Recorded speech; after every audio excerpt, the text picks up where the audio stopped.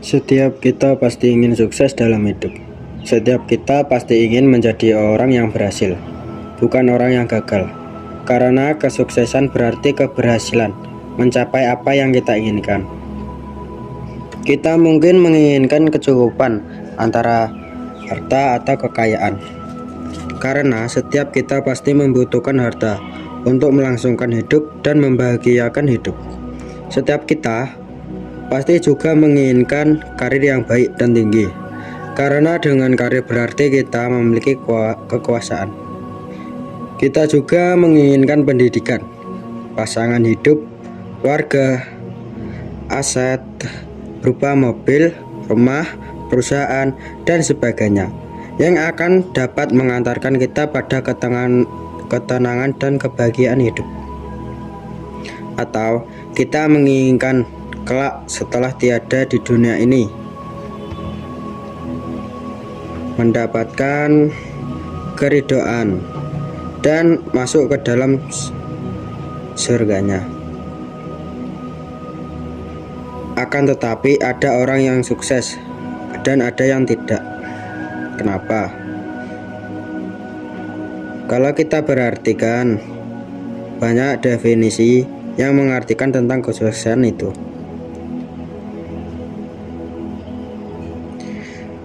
Pengertian kesuksesan itu menurut kebanyakan orang yang berbeda-beda antara satu dengan yang lainnya. Kesuksesan itu antara lain pertama, sukses didefinisikan dengan banyak harta dan aset, seperti mobil, rumah, tanah, tabungan, dan investasi. Sebagaimana para konglomerat yang memiliki harta ratusan juta, bahkan miliaran rupiah. Mereka dianggap sebagai orang yang sukses. Kedua, ada yang mengartikan kesuksesan itu adalah tingginya jabatan dan pangkat dalam suatu organisasi, instansi, atau perusahaan. Misalnya menjadi direktur, komisaris, manajer, bupati, wali kota, dan sebagainya. Ketiga, ada yang mengartikan kesuksesan itu dengan tingginya pendidikan yang ditempuh, sehingga kita memiliki gelar sarjana, magister, doktor, bahkan profesor. Keempat, ada yang mengartikan kesuksesan itu dengan menghasilkan karya besar dan bermanfaat bagi umat manusia, seperti orang-orang yang terkenal karena penemuannya.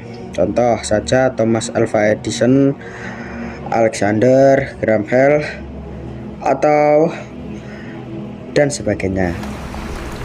Kelima, ada yang mengartikan kesuksesan itu dengan keberhasilan dalam memengaruhi dan memimpin bagi orang lain, seperti seorang sejarawan. Contohnya saja seperti Nabi Muhammad. Michael Hart, seorang sejarawan, dalam bukunya yang berjudul 100 tokoh paling berpengaruh di dunia, menempatkan Nabi Muhammad sebagai orang pertama yang paling berpengaruh dan berhasil sebagai pemimpin. Keenam, kesuksesan itu diartikan dengan tingginya popularitas dan tinggi keterkenalan dengan menjadi artis, bintang film, model, atau penyanyi. Kita melihat banyak generasi muda yang bercita-cita seperti itu, sebab di samping sebagai popularitas, profesi sebagai entertainer tersebut menjanjikan pendapatan yang tinggi, seperti saja Tukul Arwana, Budi Anduk, dan lain sebagainya. Ketujuh, ada juga yang mengartikan kesuksesan itu dengan berhasil meraih prestasi tertinggi dalam dunia olahraga, menjadi atlet yang berhasil menjadi juara dan memenangkan medali di Olimpiade, Asian Games, kejuaraan dunia bulu tangkis, dan sebagainya. Sebagai contohnya, atlet sepak bola ternama yang memiliki penghasilan yang sangat besar seperti David Beckham, Cristiano Ronaldo, Lionel Messi, dan sebagainya. Kedelapan, ada juga yang mengartikan kesuksesan dengan keberhasilan mendidik anak-anaknya menjadi orang-orang yang sukses. Kebahagiaan orang tua yang baik adalah melihat anak-anaknya lebih berhasil dan lebih hebat daripada dirinya. Mereka merasa bangga jika kelak anak-anaknya dapat menjadi orang Sehingga sebagian besar orang tua mencurahkan semua potensi dan daya yang mereka miliki untuk menyekolahkan anaknya dan melakukan apapun untuk keberhasilan anaknya. Kesembilan, kesuksesan diartikan dengan kebahagiaan dan ketenangan hidup. Buat apa kaya kalau hidup kita tidak tenang, tidak dapat tidur nyenyak, dan tidak dapat makan dengan enak?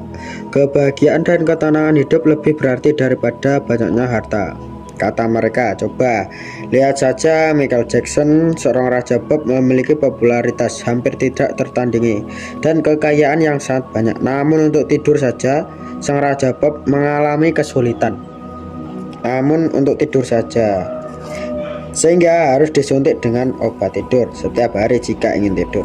Obat tidur itulah yang akan mengantarkan si raja pop ke peristirahatan terakhirnya, yaitu kematian yang mendadak. Ke-10, ada juga yang mengartikan kesuksesan dengan disukai, disenangi, dan dicintai orang lain. Dia merasa senang dan bahagia jika dapat membahagiakan orang lain.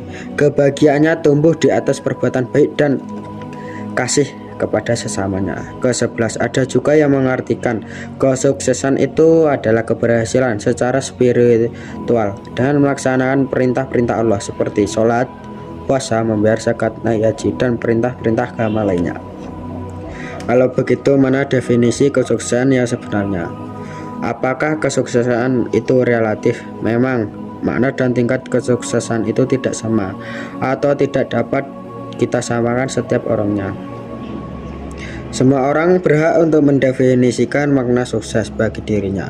Semua definisi dan pengertian di atas tidak ada yang salah. Kesuksesan adalah menjadi diri sendiri, menempuh jalan hidup dan cita-cita kita, serta mencapainya, sebab memang setiap kita memiliki kepribadian yang berbeda, potensi yang berbeda, dan tujuan hidup yang berbeda pula.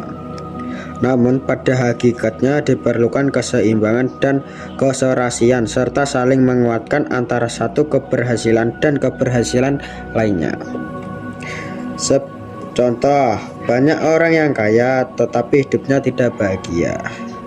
Keluarganya berantakan, bahkan berakhir dengan bunuh diri. Jadi sukses itu bukan sekedar uang.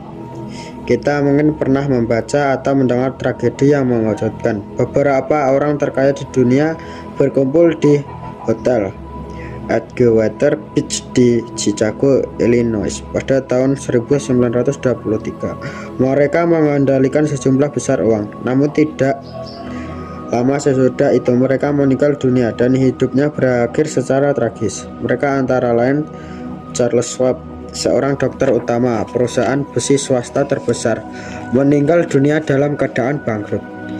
Jesse Livermore, seorang pialang saham terbesar di Wall Street, mati bunuh diri.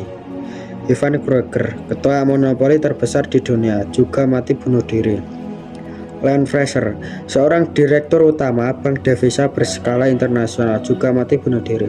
Jadi ternyata uang dan kekayaan tidak cukup untuk membuat orang bahagia. Mereka kehilangan makna dan hakikat hidup. Sebaliknya, banyak orang yang rajin beribadah dan di sisi yang lain keluarganya sulit secara ekonomi. Anak-anaknya putus sekolah dan mereka menjadi perminta-minta. Tentu ini bukan sukses yang sesungguhnya. Atau banyak orang yang kaya, terkenal, dipuji orang lain, namun hidupnya berakhir tragis dengan overdosis obat. Banyak orang yang taat beribadah, semangat dalam bekerja, namun tiba-tiba mendapatkan sakit parah karena kurang memerhatikan kesehatan, sehingga menjadi lemah tak berdaya. Oleh karena itu, sukses pada hakikatnya adalah keserasian dan keseimbangan hidup antara aspek emosional, material, finansial, fisik, relasi, keluarga, dan spiritual. Ada juga pendapat yang mengatakan bahwa sukses itu bukanlah diukur dalam bentuk materi, tetapi dengan prestasi dan kontribusi. Batista berpendapat bahwa Anda telah mencapai puncak sukses apabila Anda sudah tidak lagi tertarik dengan uang, pujian, atau publisitas.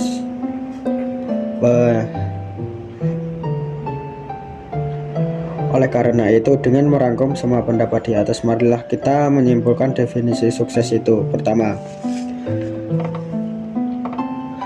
Sukses adalah keberhasilan mencapai cita-cita dan visi hidup kita. Kedua, sukses itu tumbuh dan berkembang sesuai dengan potensi kita masing-masing. Yang ketiga, sukses itu terwujudnya keseimbangan hidup yang meliputi harta, pendidikan, karir, keluarga, masyarakat, dan spiritual. Keempat, sukses itu adalah bermanfaat bagi orang lain. Kelima, sukses itu seharusnya hari ini lebih baik daripada hari yang kemarin, walaupun hanya 1% saja dalam segala hal, baik ilmu, amal, harta, ibadah, karir, prestasi, dan lain sebagainya. Yang keenam, sukses itu adalah baiknya kepribadian dan akhlak sehingga dicintai orang lain. Nah, yang ketujuh dan yang terakhir, sukses itu adalah setelah meninggalkan dunia, mendapatkan ridhonya dan masuk ke dalam surga. Sekian dari saya. Wassalamualaikum warahmatullahi wabarakatuh.